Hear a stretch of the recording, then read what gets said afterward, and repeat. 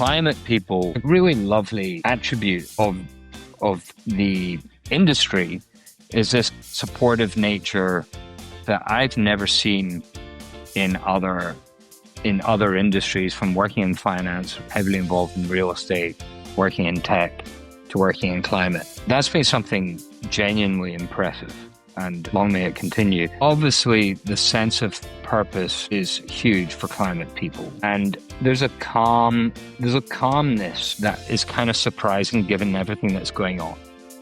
That was Duncan Logan, a Scottish farm kid who walked away from a 6,000-acre fruit and veg operation, crashed into the adrenaline of London derivatives training, and then reinvented himself in the San Francisco Bay Area as the founder of RocketSpace, the launchpad that quietly incubated Uber, Spotify, Flexport, and more. We trace his swings from battling the National Association of Realtors over a radical real estate play, to expanding startup hubs into China just as the political winds started to shift, to shutting down RocketSpace and starting over yet again with 9-0, his bid to build the rails for climate entrepreneurship and a physical, human-scale Silicon Valley for climate. Along the way, Duncan opens up about regret, risk, compounding, mentorship, political backlash, second careers, and why he believes every company will ultimately become a climate company. Stay with us for a conversation that will truly make you want to swing bigger. That's today on Climate Swings, your regular dose of climate careers inspiration with me, your host, Michael Ethan Gold. Duncan Logan, welcome to Climate Swings. It's wonderful to have you here. Thanks. Thanks for the invitation. I'm excited to chat today. So the way I usually like to start is to ask you to give a brief self-introduction, a few high-level bullet points about your career, and a brief summary about what you're doing now. Okay. Well, I'm originally Scottish, or I shouldn't say originally Scottish. I am Scottish. I'm always going to be Scottish, but from Scotland. My parents were farmers. I actually didn't go into farming. I went to banking and became a derivative trader in London for a couple of years before making the switch to become an entrepreneur. And really the rest of my career has been in that entrepreneurial journey. I had a small company in London, which we built and sold. I then joined a friend's startup, which was quite an incredible company, Message Labs. And he built that and sold that to Symantec in California, which was my trigger to get across to the USA, which I'd always wanted to do. I married an American, which is an easy way to, long-term view, but an easy way to get in here. And then in 2011, I started a company called RocketSpace. And about a year and a half ago, we started 9-0. So that's what I'm focused on. And we usually start kind of at the beginning and then move forward. But in this case, I might actually ask you to provide a few words about 9-0, because some of my audience, I think, will be familiar with it. I've actually done a live podcast recording there before, and I've met a number of guests through 9-0. So if you could give like a couple of words about it, that'd be great. Yeah. So the starting point of 9-0 is really just how hard it is to build a company in the climate space. You know, I think coming from the pure tech angle, climate is significantly harder to build a startup here. And the idea with 9-0 is, could we build out the rails and the infrastructure to make that a lot easier? So we've started with physical space to bring the community together, because there is no Silicon Valley for climate. So we thought, let's do something a little strange for a kind of tech startup, but let's start by building that physical space and then layer on top of that ways to help our members connect with each other, and then help them get through funding, get to meet corporates, get to media, and so forth. So that's the vision of what we're building. And you have 2-3 live like in-person spaces now? Yeah, so we're still very much in test and trial mode. I wouldn't say we've found product market fit by any means, but it's a network effects business. We started in San Francisco, and that now has north of 600 members there, doing great. But then we added another, what we call node to the network, up in Seattle, through a relationship with the University of Washington, their incubator arm, CoMotion, and Virtue Lab. And so that's our second location. And, we see ourselves getting to probably 8 locations in the US over the next 12 to 18 months. Great. Well, you've already sort of peeked ahead, sort of through the curtain of the future. But let's now rewind the clock and let's start with your university years, because you went to the University of Aberdeen, and you actually majored in agricultural business and management. You said that was kind of like the family business. Was it essentially just a legacy of what your father did? Yeah, I mean, it is a farm. It was an agribusiness. It was a big farm by UK standards. It's about 6,000 acres of fruit and veg. So it was a big farm. And yeah, I still have a real passion for farming. I keep up to date on everything that's going on there. I really loved being brought up on a farm. But when it came to choosing a career, there's only so many cycles you get in farming. If you start in your 20s and retire in your 60s, you maybe get 40 chances to improve and get better through your entire career. Whereas in tech and other industries, I think you get far more cracks, chances to improve. Was there like a sense in college that the tech industry was calling to you because the agricultural sector seemed a little too slow or a little too kind of provincial? I mean, what was sort of like the big picture, your big picture thinking at the time? I think I was possibly the first kid at school to get a computer. And my father, or to have a desktop permanently in my schoolroom. And my father had always been a real proponent of, listen, you can always come back to agriculture, but you should go and explore the world, do other things first. And so I kind of took that on board. I had a real passion for using computers. I'm not a coder, and that kind of drew me to my first job in derivatives, which was very computer generated. Yeah. How did that materialize? You were in London for your actually first stop in your career trading derivatives. What was that experience like? So the experience was not great, if I'm honest. I did the graduate program back then. We're talking early 90s. Back then, the thing to try and get onto when you came out of university was a graduate program with one of the big banks, Goldman Sachs, Merrill Lynch. I ended up with Swiss Bank because they had a real derivative focus.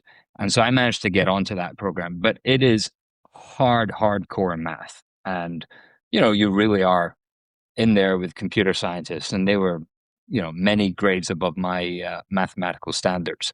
So I found it really hard. But the physical component, I actually ended up on the Life Exchange, which is open outcry trading, where, it's famous back in the movies. You see people shouting and screaming at each other with various hand signals. That's what I ended up doing. And, I actually really enjoyed that for the time that I did.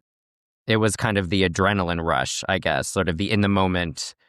Yeah, it was. But even then, I can remember being on the Life Exchange, and they were talking about expanding the pits and making it bigger. And I just thought, surely computers could do this better. And surely, computers could do this without us in the middle. Effectively, we took orders from people sitting behind computers. We traded it and told them what the price was and so forth. I didn't think it was going to take a genius to work out how to do the whole thing digitally. So I guess your interest in digital, I mean, there's a natural sense that digital will draw in an entrepreneurial mindset because it was such an open space, right? I mean, presumably, especially at the time, right? So you ended up just founding your own company essentially right after that derivatives experience. And that was CityPro. Can you talk about Yeah. that a little bit? Yeah. Well, City Pro was my first entrepreneur. It's a really important moment for me because I had this pretty well established career to work my way up through banking. You get paid well, you can build a career there. And to jump out of that and go and do something entrepreneurial was a pretty big risk at the time. But I just felt I wanted to do more than just, I wanted to do something more impactful than just trade numbers. And so I set up City Pro. We were actually a reseller of a piece of software called Goldmine that was produced in the US. And fortunately, that company grew incredibly quickly, and we sold it 3 years later. But as my first experience in an entrepreneurial business, it was fantastic. What did CityPro do So specifically? we basically we resold software. So we would find the client, and then we would go in, customize the software, install the software, teach the client how to use it, and then support that software on behalf of a software company in the US. And we built up a customer list very quickly, and had all the exciting things of building a team, finding offices, finding bigger offices, acquiring our own software. And yeah, it was a great fun experience as a 24-year-old. Yeah. And that led you into a series of roles essentially in the kind of innovation, entrepreneurial, technological space, I guess, sort of broadly defined. Was there kind of a theory about what you were hoping to get out of your career through the different twists and turns and swings that you were making at the time? I I think yes and no. With hindsight, I would have done things differently for sure. Because after I sold City Pro, I did the earn out from the company that acquired us, and then I joined this friend's startup who was actually one of our customers.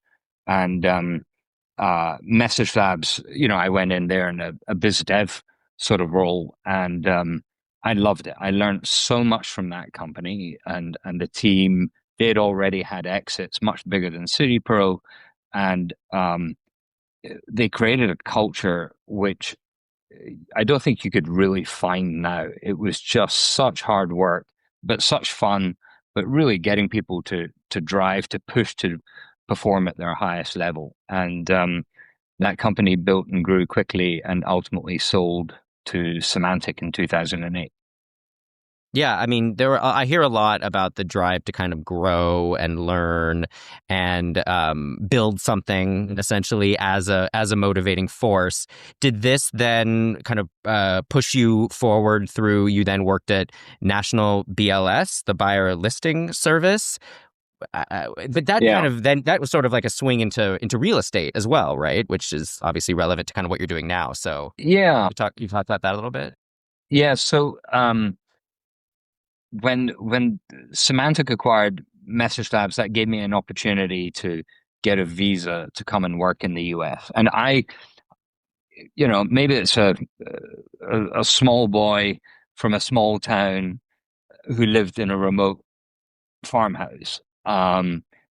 Everything for me was getting to where the action was bigger and better. And that actually went all the way on. We can talk about China, but all the way through to there. But I lived 2.5 miles away from anyone in a farmhouse, and then getting to the local town, getting to London, which seemed like this super exciting place, getting to California and Silicon Valley, which seemed like an even bigger, more exciting place. I am the ultimate moth to the flame.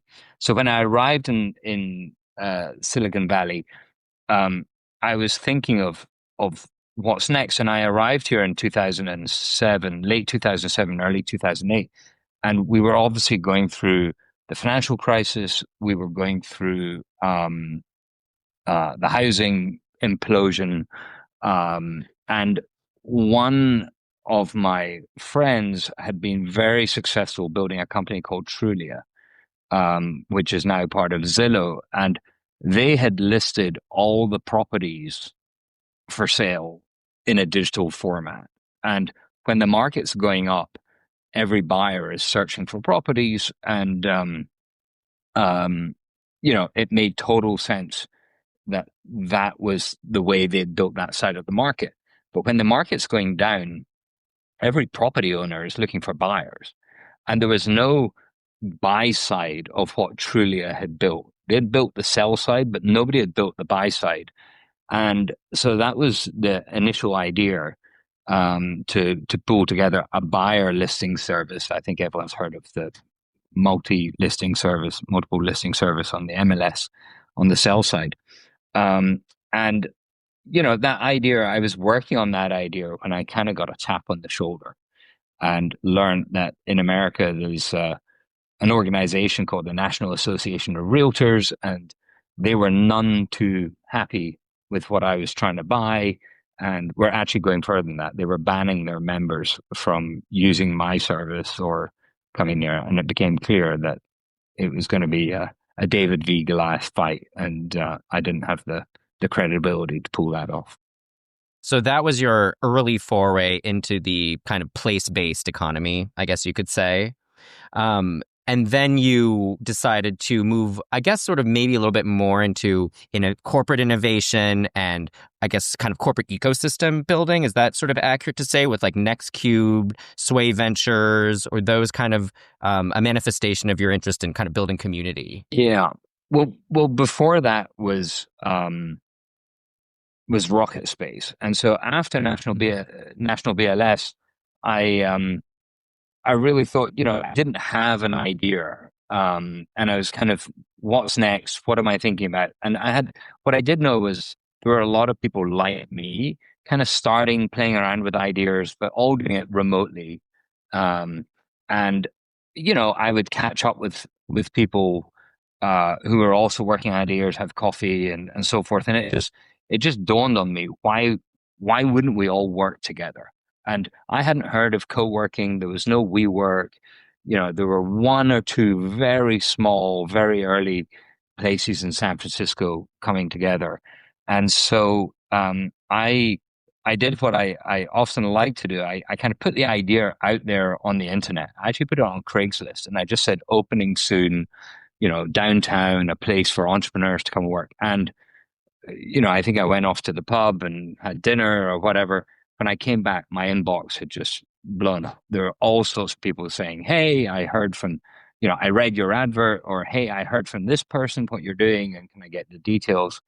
And so that was the trigger that I went, oh, actually, maybe there's an idea that resonates here. And that's how we built RocketSpace, which was an incredible ride. And RocketSpace was a physical space, essentially. Is that right? Yeah. So it started as a physical space in downtown San Francisco, 181 Fremont Street, and it really grew very quickly from 10, 15 people to several hundred people. Back when this is pre-COVID, so everyone came to work, and we became very famous because there was a little 7-person company called Uber Cab, and there was one person from a company called Spotify, and there was another company called Kabam and Mog and Supercell, and what turned out to be one guy, Ryan, from a little idea called Hootsuite was one Ryan, and then the other one was Flexport. So Flexport just at one person, I think that was 2011, 2012. And we had no idea that all these companies would become, effectively unicorns. Actually, at the time, there wasn't even the term unicorn. But that idea took off, and we expanded into China, and we expanded back into London as well through partnerships. Does RocketSpace still exist? No, RocketSpace doesn't exist. We actually shut it down before COVID, after getting into a sort of fight. Well, not really a fight, but our we raised a round of funding about 336 million from a Chinese conglomerate called Hainan Airline Group, HNA. And unfortunately, they got taken over by the Chinese government. And so we ended up with the Chinese government sitting on our board. And, they would come dial in, be there, but they would make no decisions, sponsor, they wouldn't allow us to issue stock, issue warrant, it's, it really just became kind of froze the business. And we tried to buy them out. They wouldn't sell their position. They just were incapable of making a decision for the company moving forward. And so eventually we said, listen, either you sell your position and we move on, or we're just going to wind the company down because we don't see a future with you on our board. And ultimately, that's what we did. Yeah, but obviously it left quite a legacy. You incubated companies from Uber to Flexport, so clearly it set you up to kind of work at that nexus, right? That sort of corporate innovation, open innovation nexus. And I mentioned a couple of your other ventures that you were, I guess, sort of working on adjacent to RocketSpace at the time. Other than the HNA experience, what was it like working in China in this world? Well, China was um, fascinating because this was before the Chinese government really cracked down on entrepreneurship, which they have their reasons for doing that. But I had visited China a number of times to speak at conferences, and RocketSpace had become pretty famous there because Uber had become so famous there. And visiting China and spending time, in the major cities of Beijing, Shanghai, Shenzhen, and then also in the second tier cities like Chongqing, Guangzhou, Chengdu, it just felt like they were far, far more hungry for success than America. They were, they were working 24/7, 6 days a week. They, everything was how can I become an entrepreneur, or how can I join an entrepreneur to build something really incredible? And they had Alibaba and Baidu and Tencent, but it was really just getting going when the Chinese government kind of said, "Hey, we've kind of lost our way here. We're still a communist country," and it would be if it wasn't for that, I think it would be really interesting to see, I think because the Chinese government cracked down so hard on the entrepreneurs, America actually has got away from China again, but they were catching up super fast at that time. And, it felt like just an enormous market moving super fast. They were really excited to have Western entrepreneurs in China. And so it was a fascinating time. How many rocket spaces did you have? So we opened in Shenzhen, had that up and running, and that was great. And then we were just about to open it in Beijing, and we were building out in Shanghai when we ended up pulling the plug. Yeah. Yeah, well, the geopolitical story is, something for another podcast, I think. But that's a complicated state of the world, unfortunately, nowadays. But back to you and your journey and your swings from RocketSpace. Then I guess was sort of birthed 9-0. Is that right? Yeah. So after RocketSpace, I had spent 10 years of my life.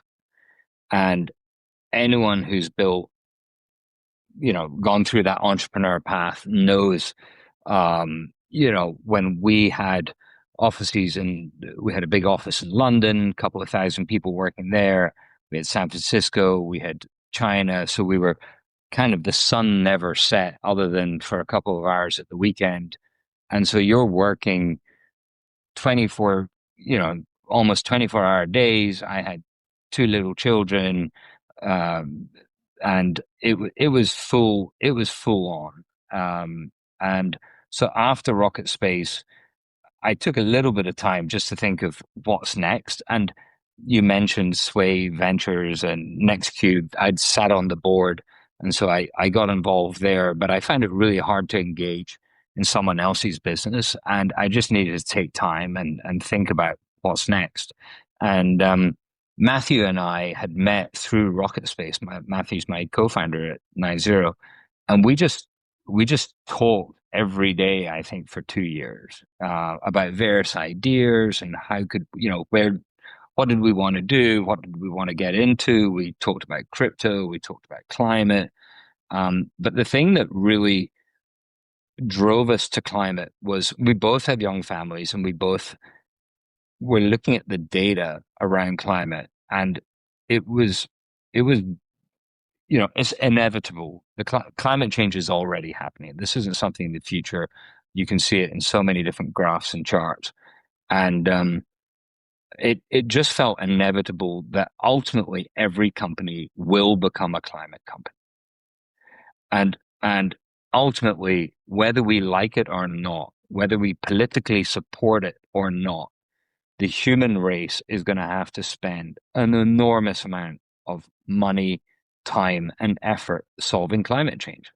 We can work around it for as much as we can, but ultimately, a generation, whether it's our generation or the next generation, some generation will have the leadership that says, this is solvable. This is our moon landing challenge. We need to solve this. And I think I was hoping America would be that, this would be the generation and America would be that leader. Because I think if America said it, the world would get in behind it. If America said, let's put down the gauntlet, we have 20 years to rid our economy of carbon, I think it's doable. And I think it would be incredible to see the whole world get behind that leadership. And in a funny sort of way, China is leading more on that than we are. But I think what China's come to the realization is that climate change is an enormous problem, but it's also an enormous opportunity. We are going to have to spend trillions, tens of trillions, maybe hundreds of trillions of dollars to solve this problem. And someone has to come up with those solutions. And Matthew and I had that conversation time and time again, that it kind of feels bad to have a capitalistic approach to solving climate, but perhaps that is the best market and the best way to solve this. And investors need returns, entrepreneurs need exits, teams need liquidity. But I don't think we should be afraid to say that this is a huge capitalistic opportunity to solve climate change, if that's what gets it done. So we saw that. We saw it as an opportunity. We saw the inevitability of it, because sometimes you can see a big opportunity, but you don't know when it's going to happen. VR headsets and stuff like this, clearly they're incredible technology, but is it going to be now? Is it going to be 20 years from now before they really take off? But climate is now. So as an entrepreneur, you're looking for what's a big market with an element of certainty is happening, and it doesn't get bigger than climate. Yeah, this is all, with the caveat that the political context in 2022 was quite different than it is now. The idea of America being a focus for innovation is clearly something that cuts across partisan lines. But, the climate element of it tends to have certain connotations, right? I mean, you're in California, you're working in the Bay Area, you're working in the Pacific Northwest, so you're kind of talking to a receptive audience. But, you talked about how you want 8 of these, and it seems like the trajectory is quite positive, at least for 90. What is your thinking about, how to talk about this in a way that does cut across these very kind of sensitive lines? It's possibly the hardest part of what we're doing. And I'm not, I still think of myself as a newbie to the climate scene. And I, I, I genuinely don't believe that the current administration, um, thinks, coal is a good answer for energy over solar or wind or ocean or all the other bits and pieces. But I think it just plays to their base. And it is so disappointing that climate has become this political football out of all the other things that could have been. Why climate? It's just so important uh, to everybody, whether you believe in it or not, ironically, it's really important to you. And, um, but we are where we are. And I think we just have to, um, reposition that these are, next energy jobs or modern energy jobs for all the the shouting against climate. What's encouraging is that corporates are quietly pushing on with their climate agenda. A lot of corporate and states, even red states, are pushing ahead with a new energy agenda or a climate agenda of some sort. So, and I think it's smart for corporates to push ahead with their corporate agenda because it only takes a turn of political will or a change of administration, and the ones who are way behind on that climate agenda are going to find incredible headwinds against the people who are, as I say, I think in some respects, every company is already a climate company. It's just how far are you to climate solving or problem producing. And I think the consumer in years to come will pretty much move everything towards climate solving companies.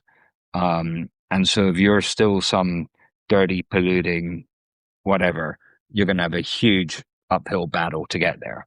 And people will produce technology and solutions to prove you are genuinely, um, clean or not. And I think that's just a matter of time. Yeah, climate tech by nature almost fundamentally has a longer term horizon, I think, than a lot of different types of technology. And presumably now, all the more so, right? And you must talk to, climate tech founders and climate tech adjacent people who are, kind of thinking 5 years ahead, 10 years ahead, and not just 1, 2, 3 years ahead. Yeah, I mean, if you speak to nuclear people, they're 10 years before having a trial in the ground sort of thing. Yeah, so it is a lot of and climate. That's what makes climate tricky compared to conventional tech. There's a whole science component which can often take, before you get to the startup, you got to prove the science or work out the science and so forth, and that can be a 10-year process in itself of discovery. Only if that science works, then do you get the opportunity to build a company off it. If the science doesn't work, you're back to square one. And so it's an incredibly tough industry, as an outsider coming in. And that's why if we can do something to A, make it easier, but B, speed it up, I think we could have a demonstrable impact on climate in the US. Yeah, I mean, speaking of impact, 9 has only been around for a couple of years, but it seems to punch above its weight in a lot of senses in the climate community. So, can you talk about some of the sort of milestones that you've hit, or sort of successes that you perceived, even if they're not necessarily directly affecting the climate right Yeah. now, but the ways 9 is actually making an effect. So we it we started actually just at Climate Week, San Francisco Climate Week, not this year, the year before. So we're only actually 14, 15 months old. That's yeah. And it started a lot slower than we thought, but once it got up and running, the beauty of it is we saw genuine network effects. As more people joined, it became more compelling for new people to join, and as the community got bigger, it became more compelling. And we very much so, still treat this as a laboratory experiment. We're still testing all sorts of things, both physically in the space to digitally with tools and products and things that we're building in the background, to try and make it better and better and better. But the underlying of what we see is something which goes all the way back to my sort of derivative days, that the agglomeration of people, pulling people together who believe what, who, when you, it's kind of birds of a feather flock together. When you are surrounded by people who believe what you believe, that becomes empowering. Proximity to those people becomes invigorating. It speeds up the cadence. It speeds up, how things move forward. And so that's something we thought might come through in the model, but it's come through way quicker and way stronger than we thought. And when we added Seattle on to 9-0, and now we have Seattle and San Francisco, I think there's a far greater interconnection between those two cities and those two communities, just because members in Seattle are also connected to the members in San Francisco via various digital channels. And now we're going from this holistic, everyone's passionate about climate, into what we call the clusters of I'm passionate about climate, but I'm really working on battery technology or offshore wind, and those clusters are even stronger. So there's actually a lot of socio-economic science happening within 9-0 that's kind of really interesting to watch and study, and then work out and see how we can use that to build into a much bigger business. Where did the name 9-0 come from? So the name is because there are 9 zeros in a gigaton of carbon. And yeah, we just saw there was 9 zeros. We didn't want to call it anything that would be dated if we called it, ESG or sustainability or climate, or the name for climate tech has moved on several times in the last 20 years. So we wanted to call it something independent of that, but that's where it came from. There's 9 zeros in a gigaton of carbon. Yeah, you need something kind of oblique but still memorable and catchy, right? That's sort of like the main rule for startups, especially. Can you talk about the importance of the in-person gathering element? Because we're sort of breaking the fourth wall here. I was formerly a member of 9-0, and I went frequently, and Matthew was sort of social epicenter, and he's a great guy for people who know him. But I'm moving out of the country, so I'm no longer a member, and there's no online option yet. So talk about the in-person experience and why that's so vital to 9-0. I think there's two things which really drove that. One was definitely from past experience, that the way we work had been blown up through COVID, and we were looking at, well, how, and in COVID there were a lot of digital communities formed, and even companies to perform digital digital connections and to manage digital communities. And I just felt that they were heading down a path which I see with kids, and you can read about, that we have all these digital tools to connect us, social media, chat rooms, all these things which sound digital, but we also have this epidemic of loneliness and teenage suicide and I read the stats of the number of people who say they don't have a best friend or they couldn't name four friends or all of this. And I think of mainly young people because I think of my first 5, 10 years in the work environment, and I was on the trading floor and I was, bedazzled by the big people in that community, but I was rubbing shoulders with them. And then, my boss would be like, hey, just go easy here, or, that's not the best way to perform in that meeting. And you get all these little nudges as kind of tiger cubs on how to behave, or not, shall we say. And it was inspiring. I used to love going to work. I couldn't wait, for Monday morning to be back on the trading floor and seeing what's going on and be in that environment, which was really, it was engaging. It was brilliant. I did everything with those people. They were my people. Yeah. Whether it's playing sport or going out for dinner or drinking or whatever, I did it with those people and we all had this common passion. And what's happened with work from home is for so many people, working from home is just working alone. And that to me seems so sad because we forget that I think as animals, as we are collegial, we are, we're pack animals, we're group animals. We need that social interaction. And we saw it at RocketSpace.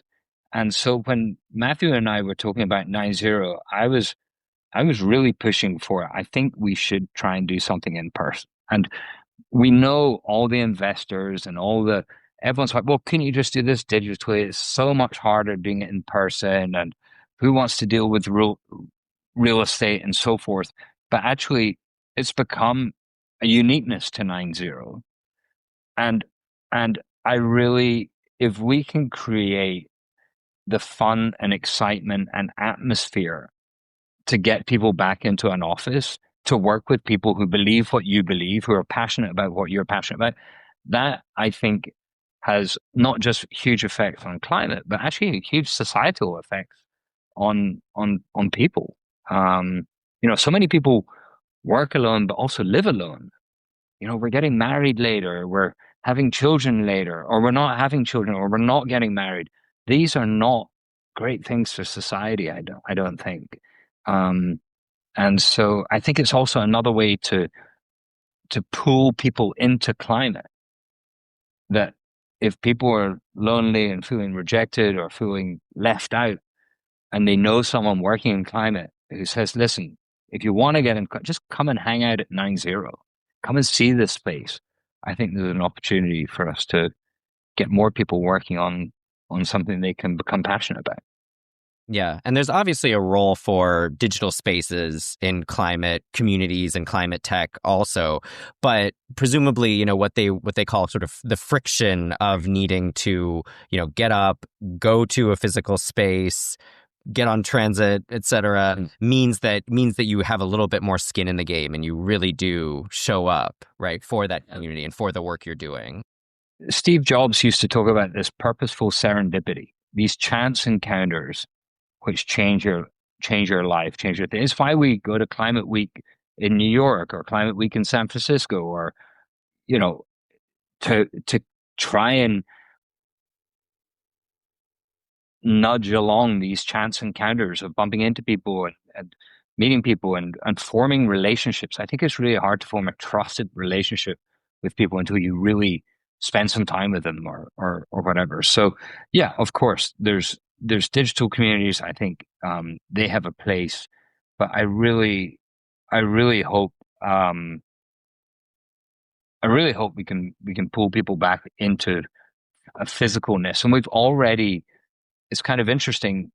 We get feedback continually from our members. We have various channels and things that they can do.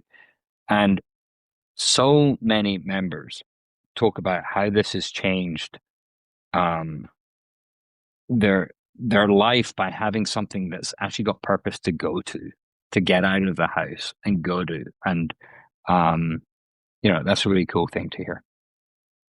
Yeah, and for a lot of people who work in climate, it's not really just a job. It's a calling, right? It's kind of their life in a lot of ways. Here you go. And, yeah, and so essentially giving people a sense that there's a place you can go where you do feel like you can sort of talk about this as a bigger Yeah. sort of part of your identity rather than just you do this from 9 to 5 and then you switch it off or something, right? I I think that's possibly been one of the most surprising things in getting into this industry is um you're absolutely right. People come in and work and are passionate about climate, but then, in the evenings they're off doing something also in climate, or at the weekend they're going to go and do something else in climate, and it's far more part of their being than any other industry I've come across. And I think, in the current political climate, there's a little bit of hunkering down and finding comfort in being other people that you're hunkered down with. It feels like for a lot of people in climate that climate's really under attack, and we're working on something to make life better for everyone. But half, or not half, but a small percentage of the population, don't want us to do that, or are actively trying to stop us doing that, which just seems ridiculous. Do you feel that I don't know, the sense of passion or the sense of drive may have actually even increased among some of the people that 100%. that you encounter because of this? I mean, it's almost like, you pull the rubber band back far enough, it's going to snap, right? Like it's going to snap Yeah. back in the other I, direction in a way, right? I think 100%, and I try and take a really pragmatic view of, and I don't think climate people are without some fault. And I know that might be a kind of um, opinionated thing to say in a podcast like this, but maybe we alienated people too much who weren't working towards climate. Maybe we should have tried to pull them along to be part of the solution. When we saw the divide coming, we should have tried to take more of a centralist view to keep that other side engaged. Um, I do think, there's definitely some people, and we see it even today, where there anything you do which isn't 100% climate approving is some sort of shameful behavior and so forth. And I think that doesn't really do us any favors. Um, and it alienates people, and every time we see a big disaster or something, saying "I told you so" or whatever is not helping the cause. We just got to get on and build the solutions.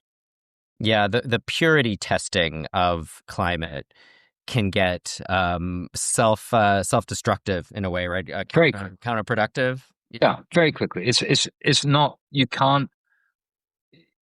I don't think climate can be a sacrifice. You can't tell people to stop flying, stop driving, stop eating, stop. I don't think you can go out at it with a sacrificial view. I think it's far better to say, well, if we're going to fly, let's get aircraft onto SAF, and how can we drive that? And if we're going to drive, how can we get EVs, into more hands and do that? And if we, for everything we can do, there's a better way of doing it. That's a better approach rather than saying, "Oh, we got to stop doing this or stop doing that." I think that really alienates people, and I don't think that's been a smart move for a lot of people fighting that cause.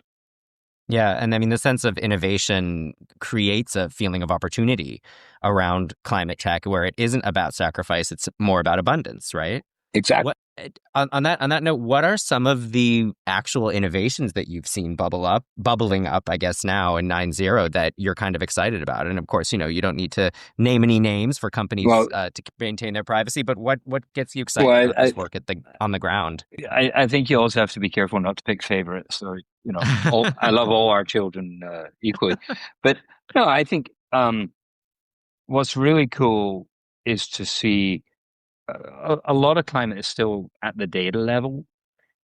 whether it's satellite data or, you know, um, able to be used with AI. And I think we're living through, while we're passionate about climate, we are living through this fundamental um, quantum leap in technology. And I've lived through a couple, dare say you have as well, but when the internet came along and suddenly we started being able to network, I can remember sending the first email and receiving an email, and it just blowing my mind on how this works. Obviously, we'd had fax machines, and if you were French, you had Minitel and other bits and pieces. But this was just incredible to see how that was working. And then we got to the browser. Then we got to RocketSpace was all through mobile and having this. People forget what it was like having a phone without GPS or um, without a camera or without being able to send anything but a text message to each other. So we've had these small quantum leaps, but AI is like all of those rolled into one. It's so incredible. I have my computer screen in front of me that I work on here, and then I have a whole separate AI screen just for the various AIs I have running, which I use nonstop, constantly, and it improves my performance significantly. And so we have a lot of all the funded companies, the well-funded companies at 9 all have AI in their mix for sure. Um, but there's everything. You forget only once you see an ecosystem like 9 do you really understand that a climate future is changing pretty much everything we do, from every part of the economy we have built through the industrial age, through the digital age, is going to be rebuilt in some climate friendly way. And that's pretty insane when you think about it. So people working on packaging, people working on food and ag, people working on energy, obviously mobility, um, and people might just be working on a minute part of that, but you look at that minute part and go, yeah, that's a multi-billion-dollar industry. And I forgot, we got to change all that. And then there's people working on, the grid and energy. We're energy is definitely our biggest sector in 9 it's getting a lot of interest and a lot of attention. Um, and I think is most engaged, and whether that's generation, storage, transportation, these are all really exciting sectors. So it's an incredible mix of companies. And it's not just, hyperscalers, right? Like it's, you've got small scale sort of a couple people just kind of, workshopping things out. You have independent actors and contractors. You have a real mix, right? Yeah. And we have this, it's kind of incredible. We have this tool called Fabric where you can type into it. I'm interested in, let's say, people working on reverse osmotic, whatever, some really specific piece of science. And Fabric will not only tell you who in the community is working on that today or now as part of their startup or part of their company, but it can also bring up people to say, well, this person 7 years ago was working on that, maybe at a different company, which is brilliant because, um, you can go speak to that person and say, well, you used to do it. Why did you give up, or what did you do, or whatever. So just having an AI tool that could do this kind of deep dive into people's history, is super interesting. And there's a lot of people we find at 9 are kind of going into their second career. They were at Facebook, they were at Google, they were at Tesla, they were at whatever, and now they're doing something which is more meaningful to them or more impactful for them. That they've already done, kind of like me, they've already had a career doing, something for career's sake. Now they want to do something for climate sake. Yeah. I mean, again, we just talked about the idea of impact being a major driver for people going into climate. What else do you find defines this community, if you could even really define it, right? Like, what are the characteristics of the people that you encounter? I think it's a far, far more. I think tech is a very supportive community. We obviously deal a lot with real estate people and finance people and so forth, and those industries feel very sharp elbowed compared to tech, which feels sharp elbowed compared to climate. And climate people, um, it's a kind of great, really lovely attribute of the industry, is this kind of helping nature and supportive nature and so forth that I've never seen in other industries, from working in finance, obviously heavily involved in real estate, working in tech, to working in climate. That's been something genuinely impressive, and long may it continue. Obviously, the sense of purpose is huge for climate people. And there's a calmness that is kind of surprising given everything that's going on. There's just we've, for a lot of the OG in climate, I think they go, well, we've been through this, we've had these setbacks, we've been through it before. Sure, the IRA or something like that was a great step forward. Paris Agreement was a great step forward, but we've had all these other setbacks, and they just have this calmness of, we just got to keep going, we will persevere, and that's it. So yeah, it's a really interesting attribute of the industry. Yeah, and also maybe a kind of a sense of gallows humor, right? A little bit of a self-deprecating, like, let's just all have a beer and just kind of, try to get through it. Yeah, I'm still kind of nervous in that area. I never I never quite know who I could upset by going down that path. But yeah, I think there's, I don't want to belittle it, but there is a certain ridiculousness in some of the in so many of the arguments against climate, and in so many of the arguments against so many scientists and so forth, that you've just got to go, well, what more could we do to convince you? What more could we do to persuade you? What more, you're really staring at a red ball and saying it's neither red nor a ball. And we're like, well, we could bring in a ball scientist, we could bring in a color scientist. You're not going to believe them either. So, we should just move on. Yeah, just keep your nose down and do the work, essentially. Yeah. And, there are maybe people listening to this, they're not in San Francisco, they're not in Seattle, they can't, go to a 9-0 space, but they feel really inspired maybe by your story or what you're doing right now. What are some pieces of advice that you would give to the listener who kind of, want to follow in your footsteps? Move to San Francisco. Oh, wow. It's never been cheaper. That city, do not underestimate. San Francisco will look like Singapore in the end of the decade. It's coming back at an incredible rate. But we will work out how to do digital products. I don't think the reason we don't today, and we have a lot of people ask for a digital membership, but in truth, we haven't built the digital product set yet. And so we could say, yeah, I'd be a member, and you'd go, great, I'm now a member, but what do I get?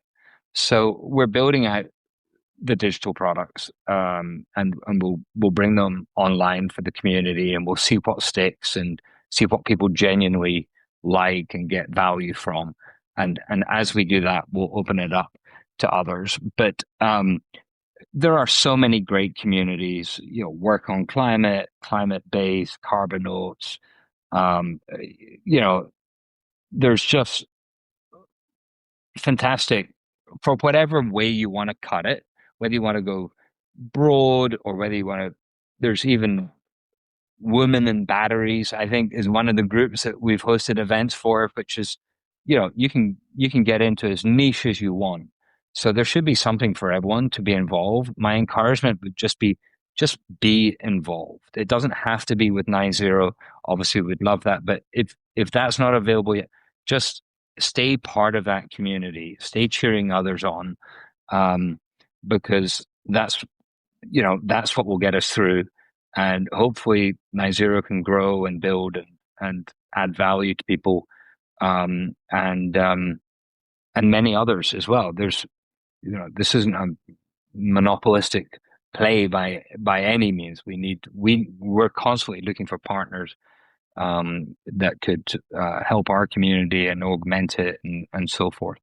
So yeah, just stay involved. Yeah, and what about for you looking back? What are some lessons learned, throughout your various sundry assorted swings of your career, now landing at 9-0? I I still have a I still have a deep regret of not knowing how to code. And I think I first felt that when I was 30, and I thought, well, should I go and learn to code now? I really wish I had. Not because I ever wanted to be a coder, but for so much of my life, I feel I've I've I'd have had a much better appreciation of how to build companies and products if I'd had a basic in coding.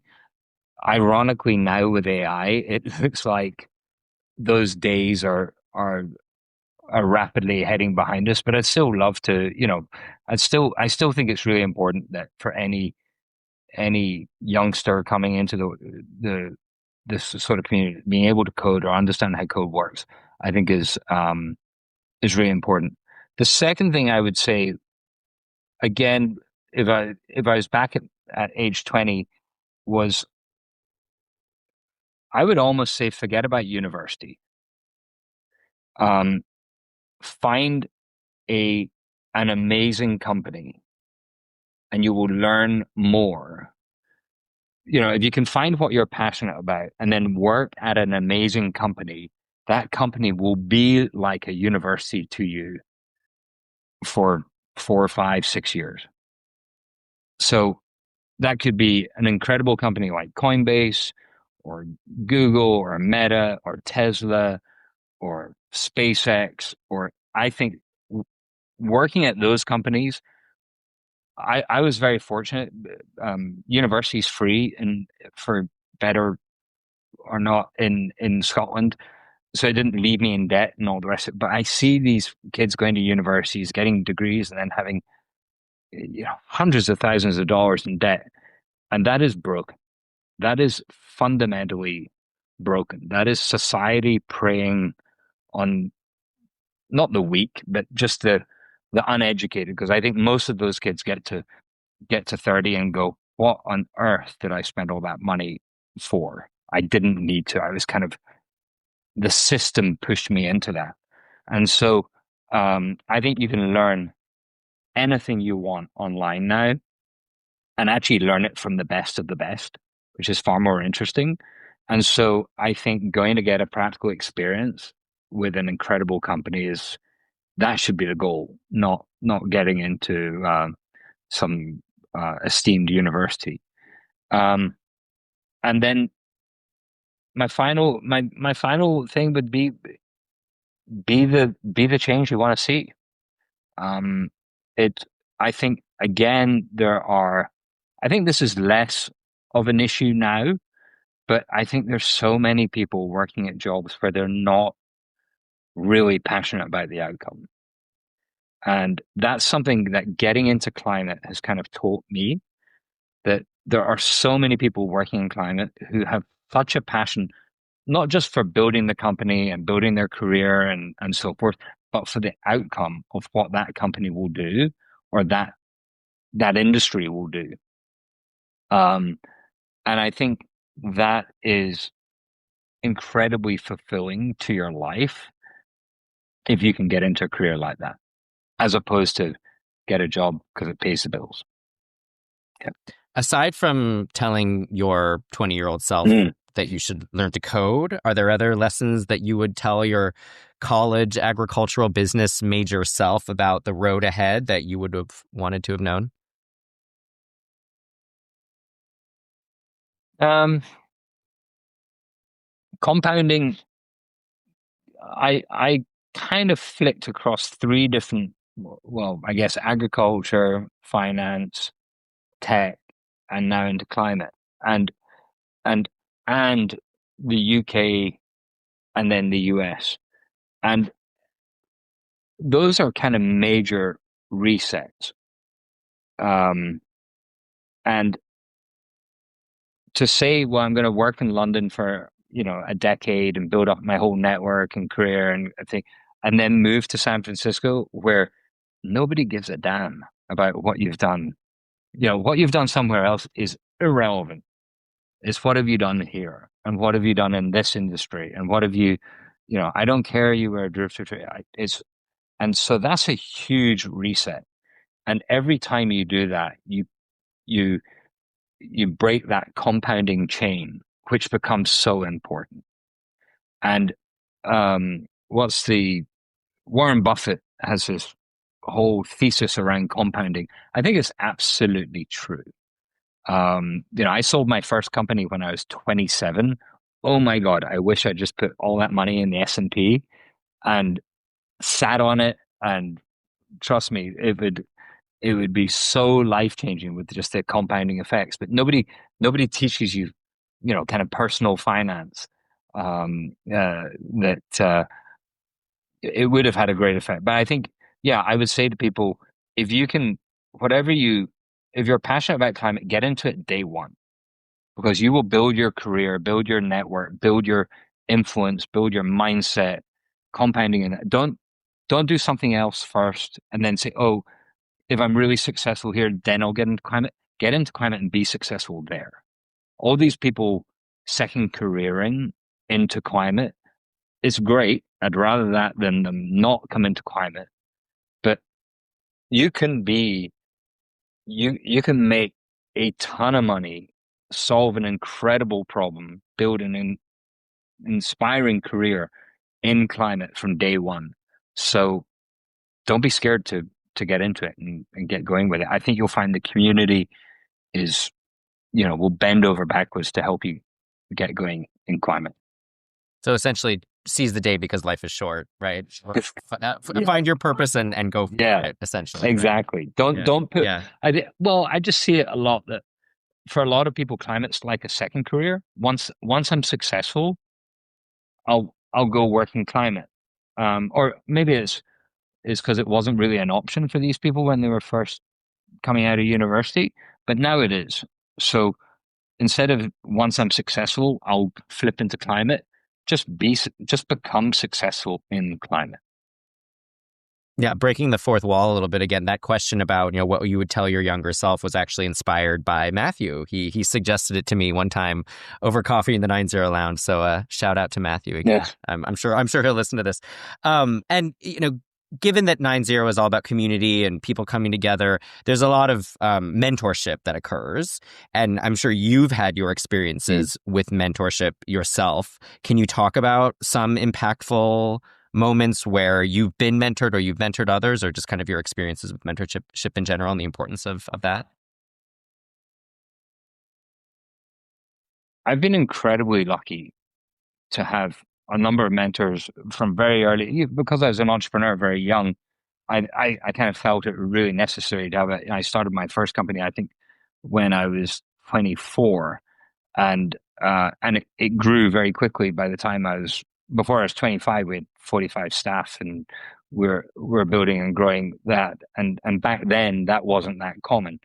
Um, and so I've always had mentors. I think one of the one of the incredible things about getting into climate, and we obviously at 90 we have investors who are highly experienced, and they're they're always very tolerant or patient with me when I go, why is this not happening? Or, it just seems like we should just do this and this, and they just sit there, and maybe it's a kind of frustration gap that everyone comes through, but they're just very calm and very, I can see why you would think that, but here's why that's not going to play out well. Or I can see why you think you should do that, but here's why that might alienate these people or might, and I think with any mentor, the best skill is listening, and sometimes just letting the mentee vent.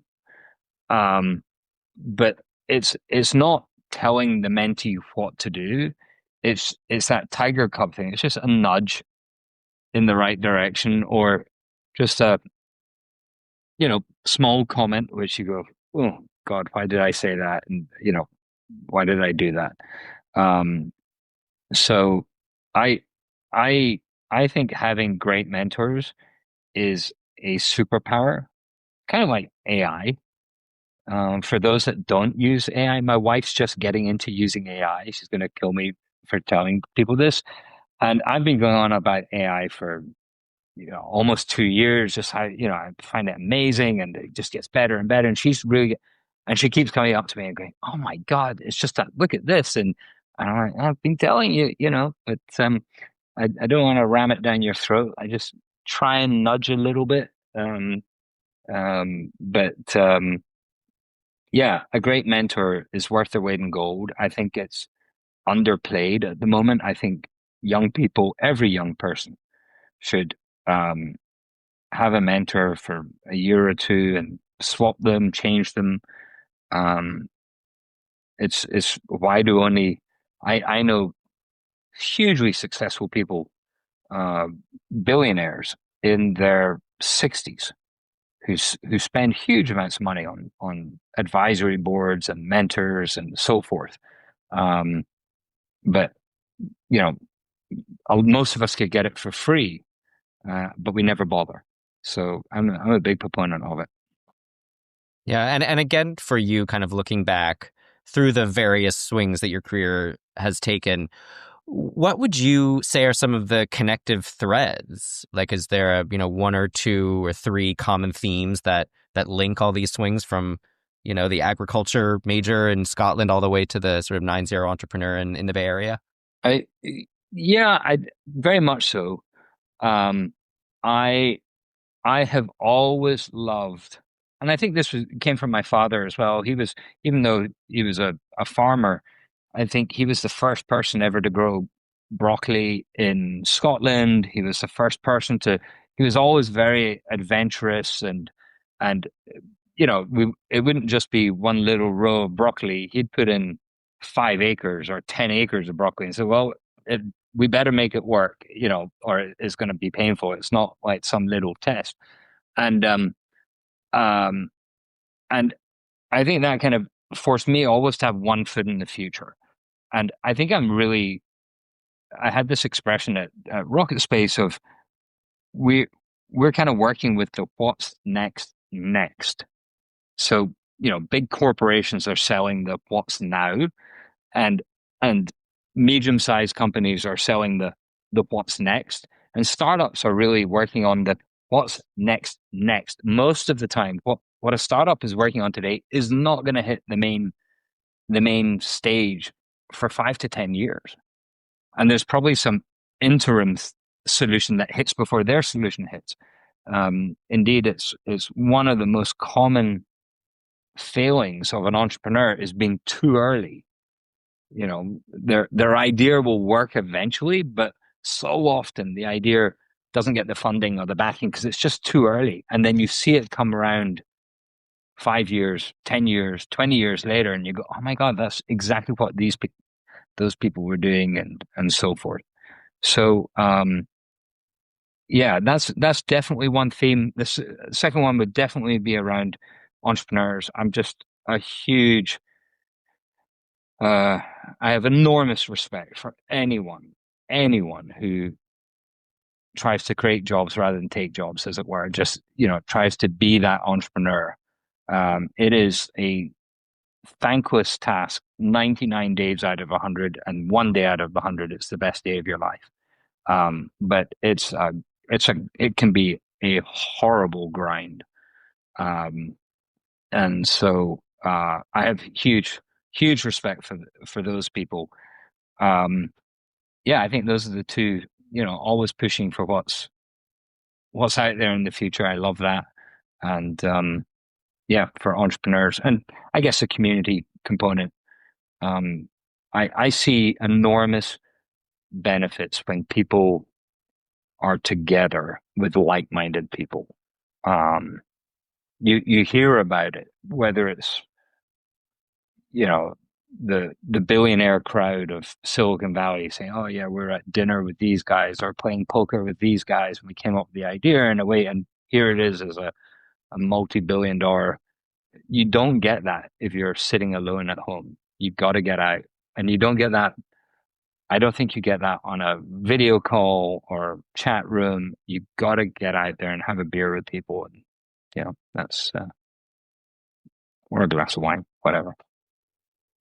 Or some broccoli in Scotland. Or broccoli, yeah. Did it catch on eventually? I'm Oh guessing my it was, God. right? We produced so much broccoli, I have no idea who ate it all. It was truck after truck. Um, Well yeah. done. Well, you guys were what's next, but then also what's now. Wonderful. And just as a final question, casting your mind to the end of your career, and of course, still got a long Hopefully a long way till, away. till we, yeah, knock wood, of course, till we reach that moment. But what would you want people to have said about your contribution to climate, to the issues you care about, to building community? Just in general, what would you want your epitaph to be? I There's one of my favorite entrepreneurs, um, is a guy called Toby Luke, who's the founder of Shopify. And I like what Toby did because he started with a problem. It was a kind of personal problem of trying to sell, I think it was snowboards online.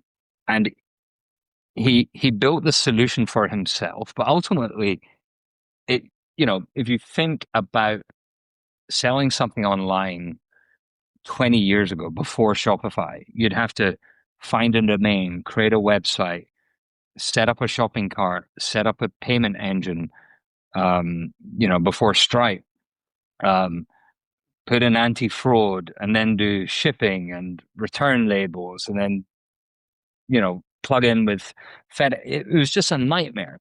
And because of that, it was a relatively small ecosystem. And Toby has come along and built this incredible company, Shopify, which you and I, if we wanted to start selling something tomorrow, we could build that site tonight. It says, "Do you want this?" and add in this, and we could have it up and running tonight and taking orders tomorrow and dispatching stuff. And then it would go even further. It'd say, "Well, we see your sales are picking up. Do you need capital? Here's some marketing advice. Now we should get you onto selling on Instagram or TikTok or Facebook and they've just done this insane, I mean, really insane job of taking something that was super hard and today making it incredibly easy. If we can do that, if 9-0 can do that for climate, that somebody could come along and say, "I've got an idea that would be better for climate. And so I need to create a site. I need some people to do some work in a lab to prove some science. And I need someone to make something in a hardware piece. And I need some funding. And I need some help getting media and testing. And I need a corporate to do a pilot. And if we could put that industry together, not only would we make it so much easier for the people working in climate to be successful, but more importantly, I think we would massively expand, like Toby has, the size of the market, to the betterment of everyone. So, I don't know what that would be as an epitaph, but if someone turned around and said, well, what Toby's done for direct to consumer e-commerce, Duncan's done for climate, oh, I would take that with bells on. And there's other examples. I guess AWS did it for compute. It used to be a nightmare dealing with scaling. If your company was taking off, you had to buy servers or rent server space. And now ABS just said, yep, that's just an API call. They've done it there. So there's these examples of industry transformational companies and people. And that if we can get anywhere close to doing that for the climate ecosystem, then yeah, pin it on my gravestone. Exactly. Say well done. Well, yeah, no, for sure. Well, Duncan, building community and finding community in climate has also been, a major aim of my podcast, my work. So, and, 90 has been a great inspiration and a great resource. So, really thank you for everything that you're doing and best of luck. And, thank you so much for appearing on Climate Swings. This was such a great conversation. Loved it. Thank you very much. Climate Swings is produced, hosted, and edited by me, Michael Gold. Show notes, transcripts, and other material can be found at climateswings.substack.com or on the dedicated show website, wordclouds.consulting/climateswings. If you liked this episode, please rate and review it, subscribe to the Climate Swings Substack and YouTube channels, and please spread the word. I've received some great feedback and suggestions for guest ideas from my audience, and please do keep them coming. I love hearing from you. You can reach me at climateswings@wordclouds.consulting. Thank you so much for tuning in, and have a lovely day.